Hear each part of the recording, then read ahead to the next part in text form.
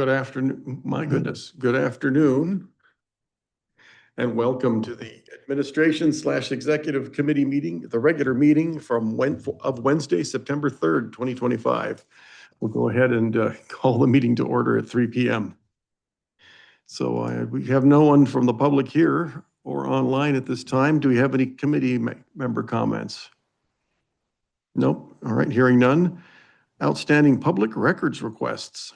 Yeah, we had one that I believe we responded to. Melody had put together a list of all our employees' salaries, and it's this California transparency. And so they make us add our employees' names to this list, which apparently is legal.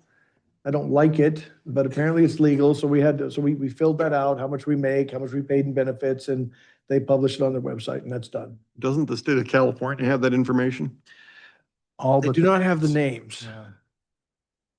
Are we sure the request for names was legitimate? I was told we fought it in the past and we're told that legally it was determined they were necessary. I did talk to Ty about that. Is that correct? Yeah, that was Jim's direction. Okay. It was about 3 or 4 years ago when we were challenging it. All right, thank you. Item 4, addition of temporary positions for the Brady Pipeline Project. I don't know who wants to take this one, but this is a preparatory thing. So we have a schedule of all of the little things that have to be done so that we can put shovels in the ground and start doing the Brady pipeline. You know, there's permits, there's other stuff. We do not need to hire people at this point in time, but we want to get the authorization to do so. So it's another box that we've checked and we're ready to go when the time gets here. How many people are you talking about hiring? Up to 3. 3. Up to 3, yep. It would be covered under the bond proceeds that are going towards the project. And then once the project is done, as we said, they're temporary employees. They would be off to something else. Okay. How long do you expect the pipeline project to run? Wild guess. 4 to 5 months. Okay. All right. I have no particular opinion on this either way. So I'll say, let the board vote on this. I don't have an objection to it, but Yeah. let's let them do it. I do have a question. What is the notice of exemption? On the board agenda? Brady Street, yeah, main line, just curious. CEQA, right? Yeah, I mean, we get to that, but yeah, that is the notice of exemption is for the Brady Street pipeline replacement. Okay, what does the notice entail? What is it exempting us from? CEQA, CEQA. yes. Okay, could you? We did the same notice of exemption for the Northwest Transmission Pipeline too, because it's a replace in place. And it's not an increase in capacity. Oh, okay. All So right. we are exempt under CEQA. And you file this with the state? It will get filed with this county and state, yes. It prevents people from being able to sue us for, endangering habitat or digging through some, Okay, Yeah. whatever. all right, thank you. All right, anything else on the pipeline project? Other than questions I could have waited for item 7 to ask. All right, item 5, Inyo Valley Groundwater Authority. So nothing really happened at the last meeting. They hired a consultant company, the Groundwater Authority, with the exception of, the Groundwater Authority voted to hire a consultancy out of the greater Los Angeles area to take over and run the pipeline project. Blue Mountain, I believe. Blue Mountain. And that's really the major event of the last meeting. And of course, other than passing budgets and so forth and so on. One thing that did happen that was interesting is that when I asked about when we might expect to have a review of the finances, I got a rather sharp answer from the general manager, and how it was Thomas Keeper. all due to the lateness of the audit was all due to the shenanigans of the water district being so complicated with reimbursement to with requesting reimbursement for excess payment to the Groundwater Authority. And then Chairman Heyman made a comment where he says, and when are you going to reimburse your ratepayers for this overpayment? And when are you going to address overbilling them? And I had to explain that was not the result of overbilling. The money is a straight pass through to the Groundwater Authority, and that if And it was, there was repayment back to the water district because we had used less water than usual, than expected, and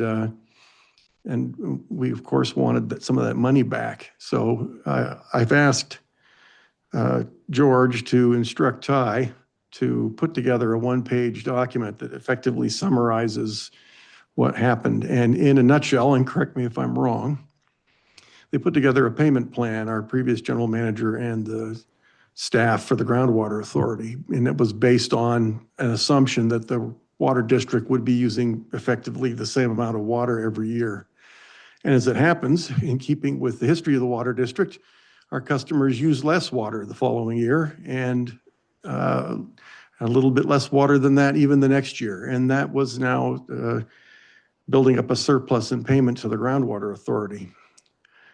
Which issue Mr. Phil Hall, I believe it was, suggested that we just change the groundwater district's allotment to less water so that we would have to pay just the same amount as ever. And when that was pointed out, that might take another 218 proposition activity that was dropped. So it was a matter of a poor setup that was arranged between the water district and the groundwater authority for how to deal with the payments. I was going to have a regular payment plan, assuming a lump sum at the end of the year, and I believe we've addressed that now, and it took a little while to get those numbers untangled. Now, what am I missing, Ty? Yeah, just reiterating that what we collected from the customers went to the GA and then some. So we had to take out of reserves to cover that overage during those years, and that's what we are recuperating. Okay, so it wasn't that they got charged extra, it's that we had to pay for extra because we could only take so much from the customers. Right. And so that answers the question about overcharging. We did not overcharge our customers. In fact, the water district was overcharged. Okay, so enough of that. Does anybody have any questions, comments, or suggestions for how I might address my role at the Groundwater Authority this coming meeting? Okay, so I have been abstaining on a large number of items rather than just voting outright no. I hope that is acceptable, everyone. I'll talk with the board about that on Monday. All right, item 6, alternate water sources. Does anybody have anything about that? I do not. Okay. Then we'll move on to item 7, draft agenda for the regular board meeting. I've looked it over. My one question, which I asked prematurely, is now answered. Does anybody see an issue with the draft agenda? Just so you know, we only had one director for P&E. That's why there's no recommendations. There won't be any recommendations coming out of P&E. So. Okay. And that one Dune 3 agreement, that's between the district and Dune 3. It was not ready for P&E, so it was just deferred. It'll be ready for the board meeting. Oh, it will? Okay, good. Yes, that's what I was told. That log jam has been kicked loose, I hope. We'll see. So- All right. No, I have no objection to this agenda. Let's go ahead and move forward with it, please and thank you. And that said, any future agenda items? Anybody want to add anything? I had a discussion with Jim and we had gone over, I think everything he wanted on the agenda as always, is there. Okay. Lauren, we need to remove the brackish water treatment update. There's no more of that. Okay. Brackish water. There it is. Number 6. Got it. And now, I see it. So are we still operating the